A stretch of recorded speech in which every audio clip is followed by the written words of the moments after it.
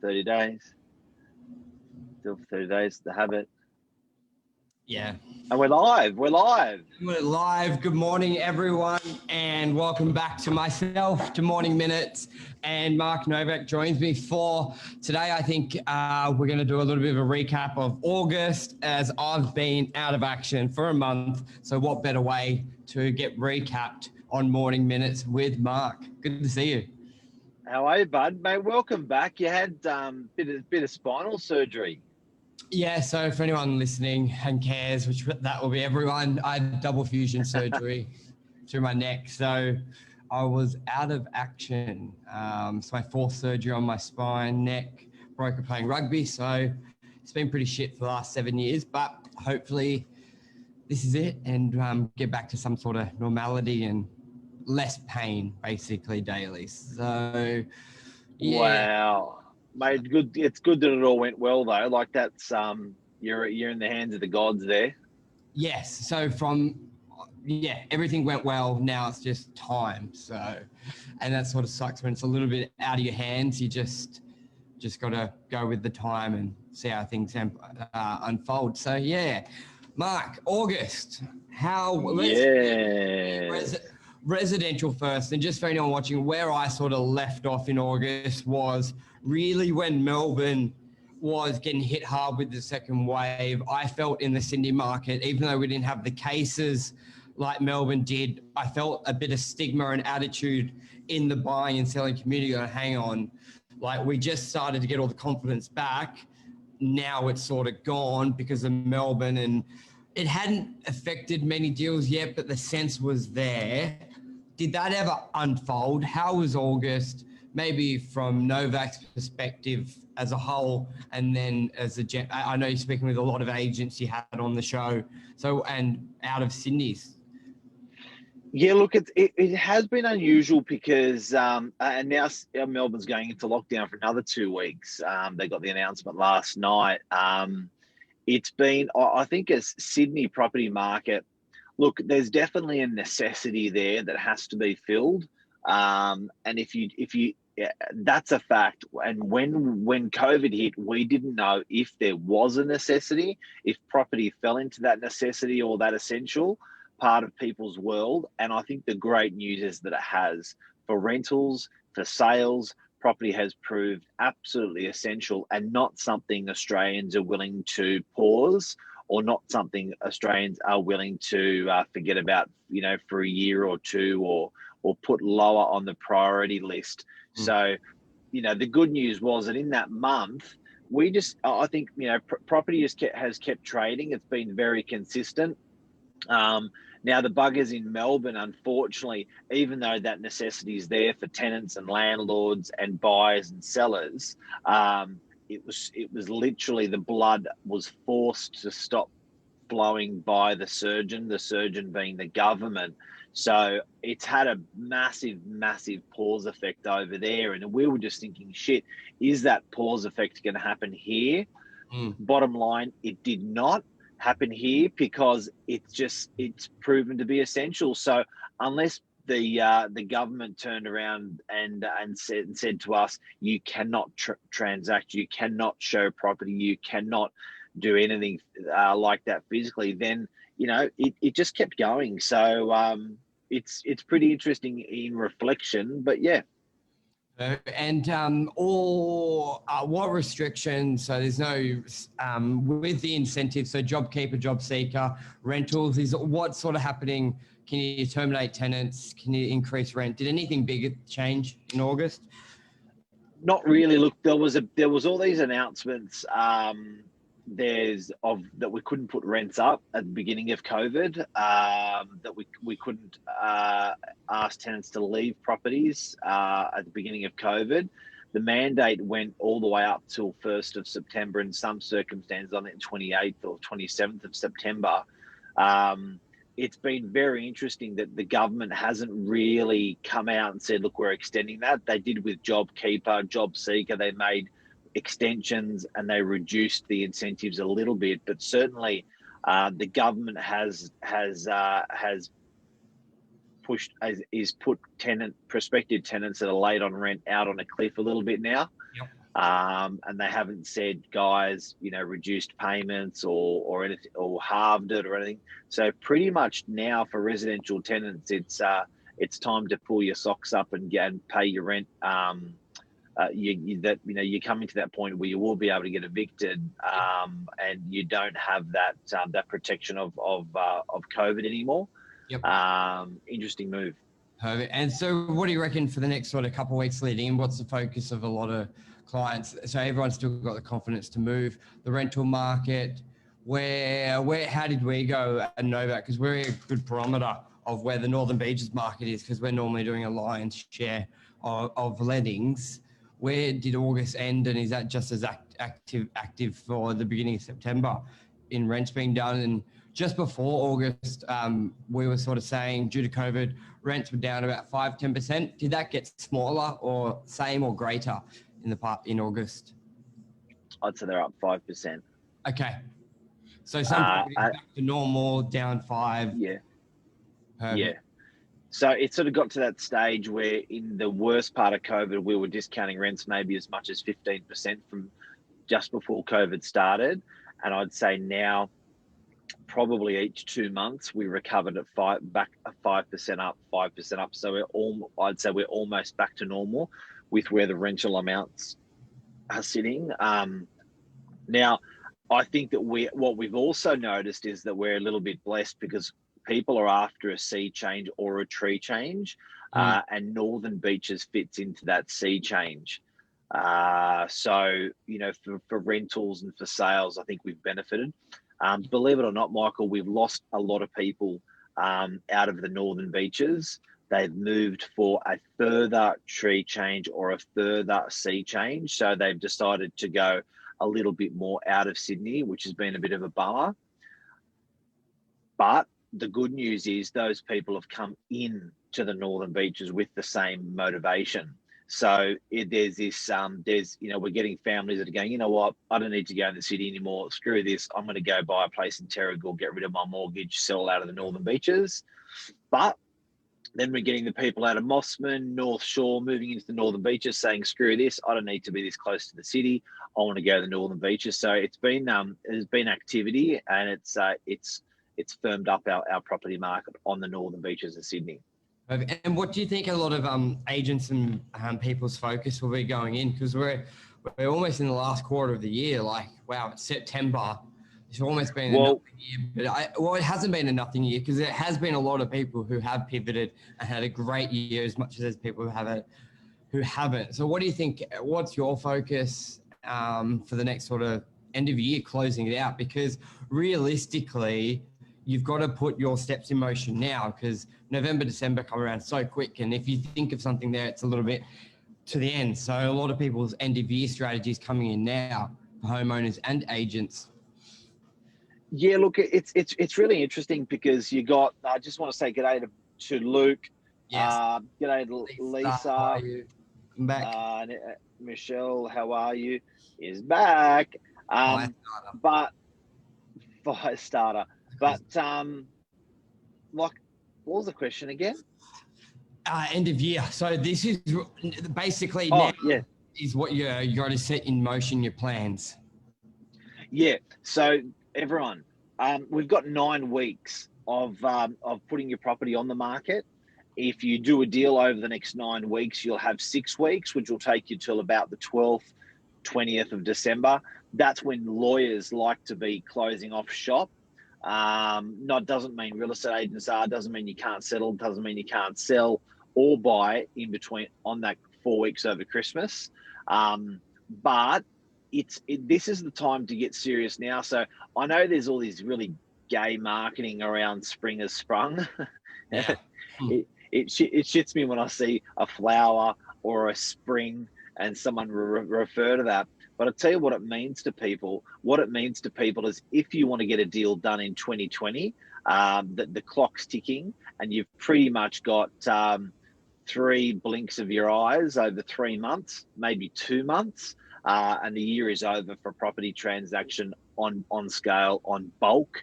And again, you can still do a deal over December, without lawyers or lawyers businesses being open. But yeah, definitely, mate. It's. I reckon people are going to get shit done. I reckon it. Don't forget, everyone. People are like bears. They hibernate through winter, and when winter is over, they come out of hibernation. Honestly, literally, it works like that. It's more high volume.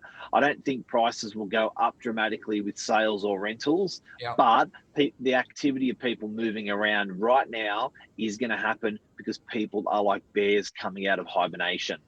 Yeah, and that would be good to track. I'll have a look on market share listing numbers. Let me have a quick look. Market, where did we see residential? Because everyone's always got the perception spring's the best time. Yeah.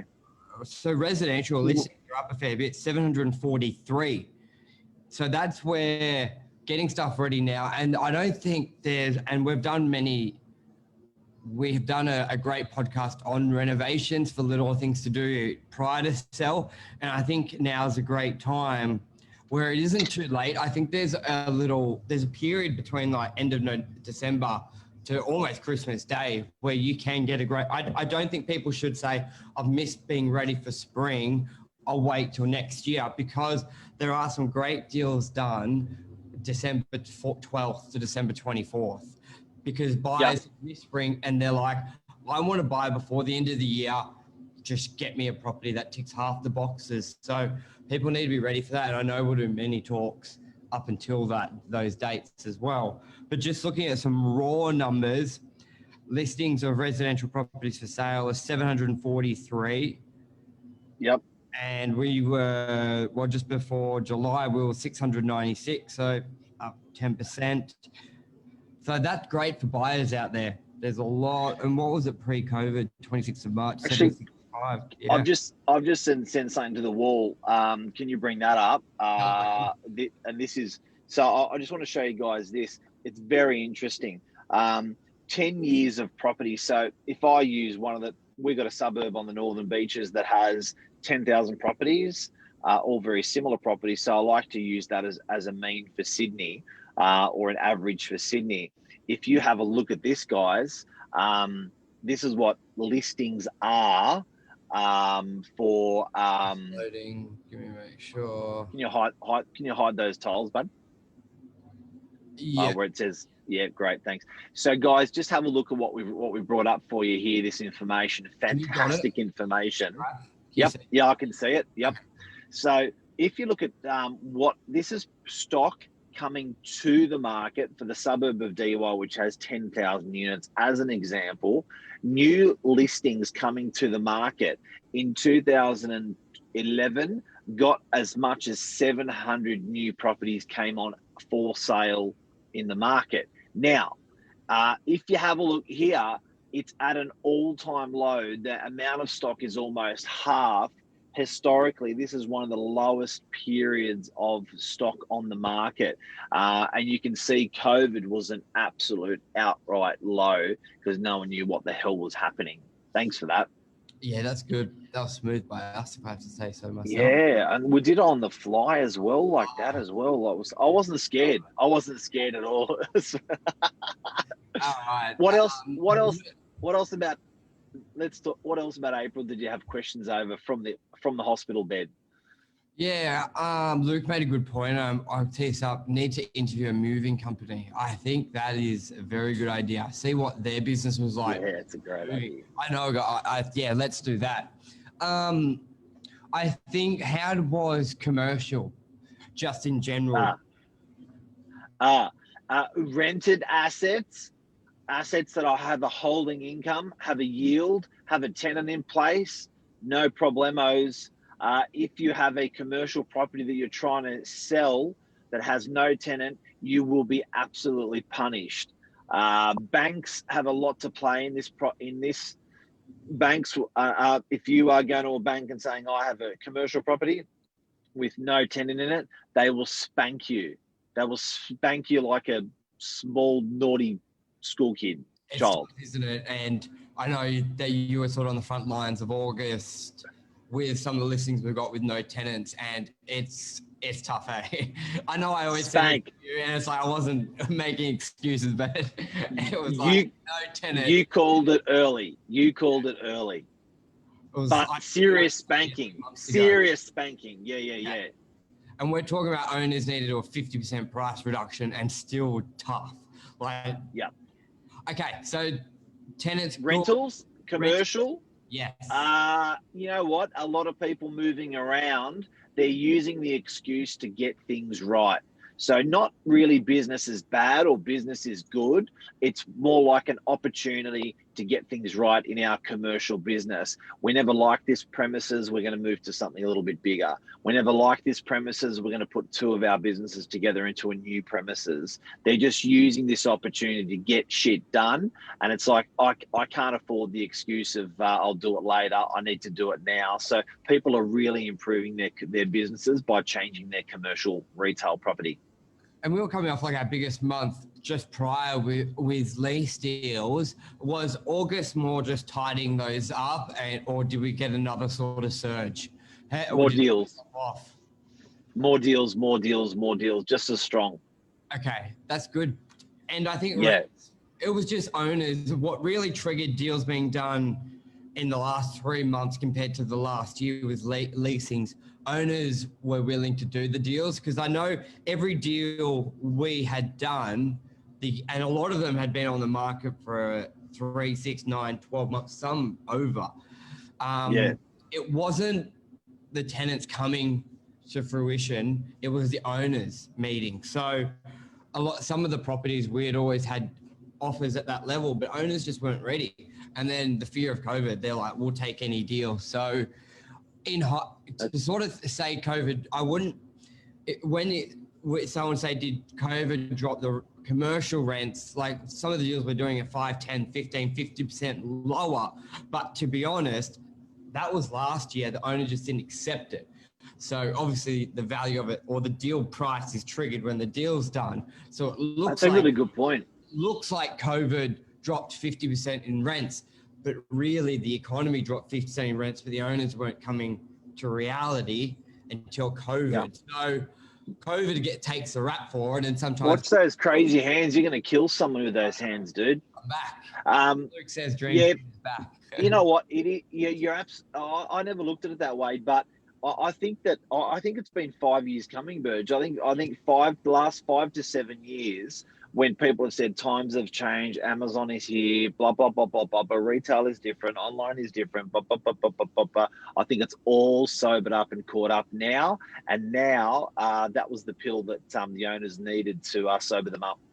Yeah, and everyone looked forward. So that's it, Mark. Yeah, it's just over 15 minutes. So welcome back. Hey, you're looking a bit skinny. That collar's looking a bit loose, bud.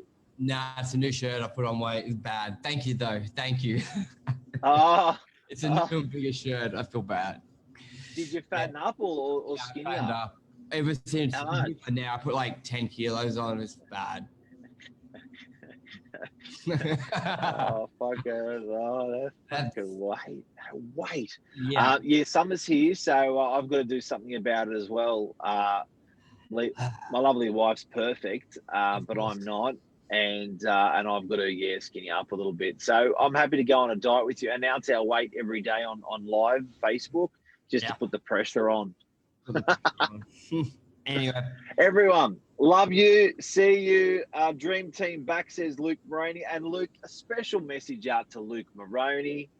Like, this is a guy that is an absolute pro on digital media, social media, instant media. If you guys need a buyer's agent, shout out to this guy. He's super clever, super wired up, knows what's happening in the market. Well. Great content, great perspectives on property and the investment strategies throughout. So have a look and check it out.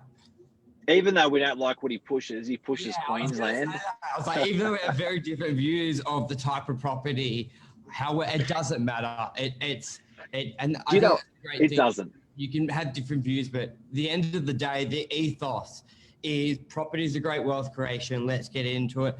And regardless of each way you go, if you do it consistently and tick the boxes, you're going to 20, 30, 50 years later, you will be better off than someone who didn't do it. Obviously, you'd be even better off if you do it our way by Northern Beaches. But Well, just as good. Luke's peddling Queensland, and we're peddling New South Wales. So it doesn't mean there's a big population in Queensland and there's a big population in New South Wales. They offer different things to different people. What I do like is, for some reason, that New South Wales keeps growing and Queensland keeps growing. And that's good enough for me. Thanks for your support, Luke. And the end of the day, what Luke supports is doing the investigations and doing the research where you're going to buy. So if you've made your mind up and you want to buy Queensland, I find a lot of friends who I've heard have done it are closing their eyes and on a map just going, that suburb I'm buying. So the main thing is investigate, ask the basic questions, and there's always good suburbs within an area and little micro markets. Obviously, we've done a big one on micro markets like DY East and West Pittwater Road can be very different. And if you're coming from the outside, you may not know that. So you do miss those boats. But whichever aspect you do, just sort of do your homework. But don't do it for too long, because what's the biggest people regret not buying more than they regret buying the property. So that's it, mate. Good to have you back. Welcome back, Virgin, and very happy that you survived, are alive like that. Getting surgery like that on your spine, through your throat, very, very scary stuff. And congrats, buddy. You've done exceptionally well. You're a very, guys and girls, you are one of the strongest people I know. Incredible, very, very, very resilient bloke. Cheers. Speak soon. Bye. See ya. See everyone.